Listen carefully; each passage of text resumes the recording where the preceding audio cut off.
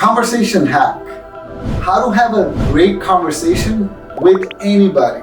We are social animals. Just as we need social connections in our personal lives, we need this social connection and friendship at work as well. These are 12 set of rules that I've been using in my conversations in the last 12 years of running my digital transformation startup. I'm super excited to share these 12 conversation hacks with you today. So let's get started. Number one conversation hack is smile. Why is smiling so important?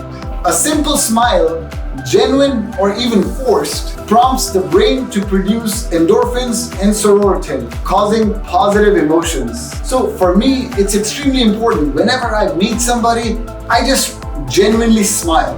Number two is energy. Energy is extremely important in any conversation. I feel like whenever I put a lot of energy into a conversation, it seems to go really well. As an example, when I would just be meeting somebody, I'd be like, "Hi, how are you?" It shows your enthusiasm, and in today's world, when there are so many distractions and a very short attention span, this is extremely important to have some really good energy that you bring to a conversation. Number three, and one of the most important factors, according to me, is active listening. Humans are capable of thinking 800 words per minute, but on average, a person can speak 150 words per minute. Now, this is an important fact about the difference in the number of words that we can think versus the number of words that we usually speak. And all of that time that you have is really important for you to just focus, almost like meditating. Your mind's gonna wander, but you could always try to bring it back to that same conversation and pay extreme attention to all the words that are coming out of the mouth of the other person. At times, I start making notes. I start creating some sort of a mind map. You could pay a lot of attention to the body language, to the energy that they're bringing into the conversation. You could think about why they're saying something. What is the outcome that they're looking for? Number four is curiosity. Curiosity is a part of our DNA and is no different from our pursuit of food, water, and sex. Our bodies are programmed to be curious and reward us when we exercise that curiosity.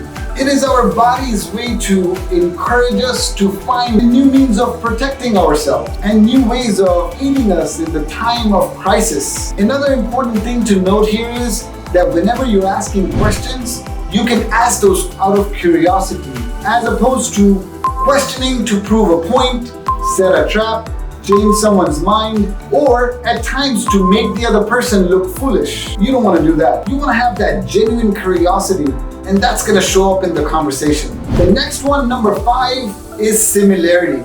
In any conversation, find some sort of a similarity with the other person. As humans, we love to live in stories. And the most important story for us is the story of yourself. The second most important story for us is the story of others that are most similar to us. What works for me a lot of times is telling some sort of a story that gives them an idea that how we're just so similar to each other, and we have maybe taken similar decisions and have been in similar situations, and that's extremely important. The next one on our list, number six, is praise. Praising somebody is very, very important. You could praise them, you could genuinely tell them and compliment them, and the compliment can be about anything. It could be about the intention, it could be about the behavior, it could be about something that they may have achieved. Giving a compliment is an act of kindness that never goes unnoticed. Complimenting your conversation partner will make them feel better about themselves, and it's likely going to enrich your conversation. Pay attention to what they're saying so you can find those genuine opportunities to compliment them.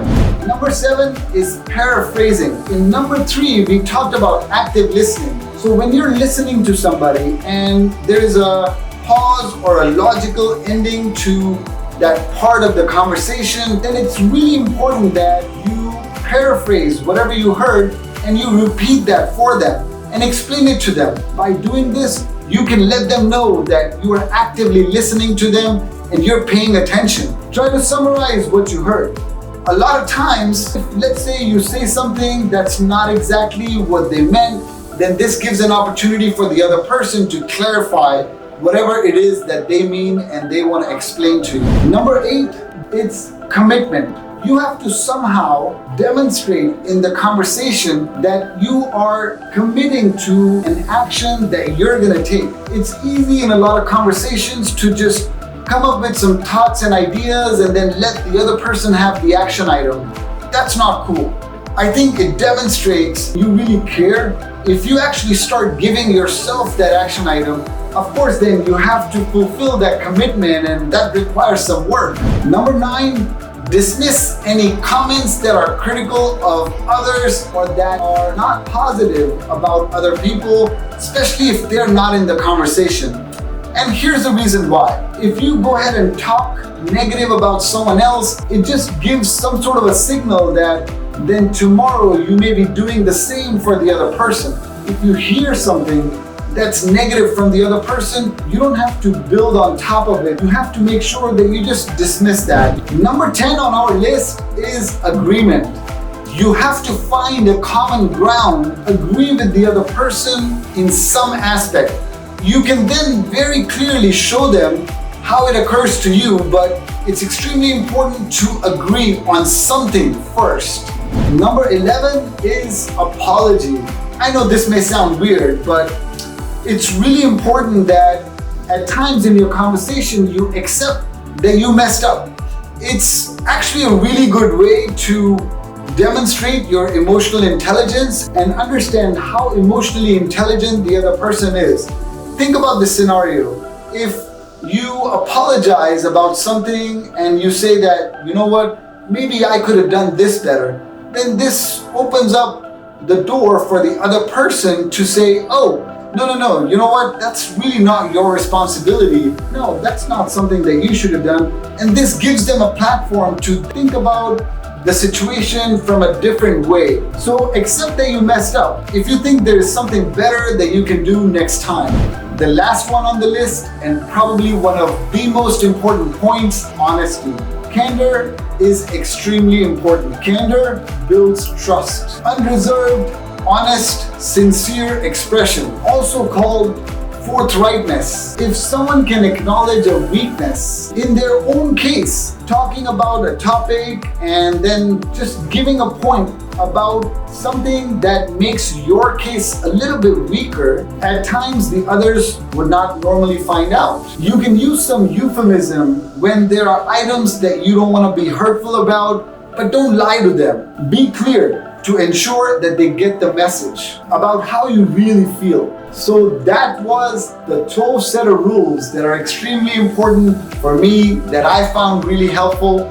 Again, in summary, it's smile, show energy, active listening, curiosity, similarity, praise, paraphrasing, commitment, dismissing the comments that are criticizing for others, agreeing and finding a common ground, apologizing for something that you see you could have done better, and honesty. So these are the 12 set of rules that I call the conversation hack, and these have really worked well for me. I hope some of you would find some value in this.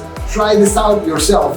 Leave the comments below so I can update my conversation hack. If you like this conversation framework, then hit that subscribe button so you can be notified when we post a video next time.